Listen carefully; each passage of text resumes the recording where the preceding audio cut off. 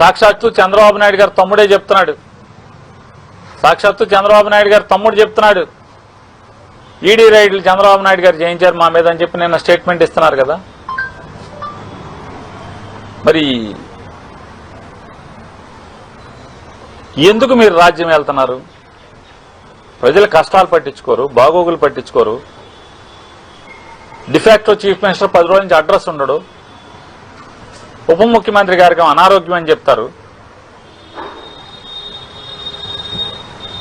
ఆయన ఎవడో అక్కడెక్కడి నుంచో ఓటు కూడా లేదు, ఇక్కడ కనీసం చుట్టం చూపుగా కూడా ఎప్పుడు ఇక్కడికి రారు.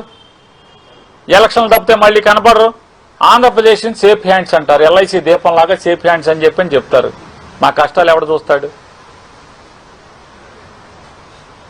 ఇవాళ పేదల బతుకులు నలిగిపోతున్నాయి. లారీ డ్రైవర్లు, లారీ క్లీనర్లు, లారీల మీద పనిచేసేవాళ్ళు ఏమవుతున్నారు అంటే వ్యవస్థని గాలికి వదిలి అధికారాన్ని తనకున్నటువంటి అధికార బలాన్ని ఇట్లాంటి వాడికి కదా వాడుకోవాల్సింది. మీరు మోడీ గారి దగ్గర ఇట్లాంటి కదా వాడుకోవాల్సింది. మాకు పెట్రోల్ డీజిల్ ఆగకుండా సరఫరా కావాలని చెప్పి కదా, లేదా వచ్చిన డీజిల్ పెట్రోల్ సక్రమంగా మీరు నియంత్రణ చేసి పంపిస్తున్నారా, పంపించట్లేదా? ఎందుకు పనికొస్తుంది మీ అనుభవం అంటున్నా? 45 ఏళ్ల అనుభవం దేనికి పనికొస్తుంది? ఇండస్ట్రీ దేనికి పనికొస్తుంది సార్? కూరక నారక దేనికి వస్తుంది? ఇట్లాంటి అప్పుడే కదా మీ అనుభవం ఉపయోగించాల్సింది, మీ ముందు చూపు. 2047కి రాష్ట్రాన్ని ఉద్ధరిస్తానంటారు. ఇవాళ కష్టాలు ఇవాళ చూడండి, ఇవాళ పడుతున్న బాధలను చూడండి.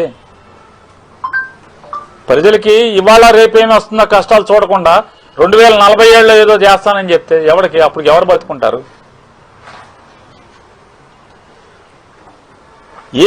మీకు అనుభవం దేనికి పనికి వస్తుంది? జగన్మోహన్ రెడ్డి గారు 5 ఏళ్లలో చేసిన అప్పు మీరు 22 మాసాల్లో చేసి పారేసారు. దానికి తప్పితే దేనికి పనికి వచ్చింది? మీరు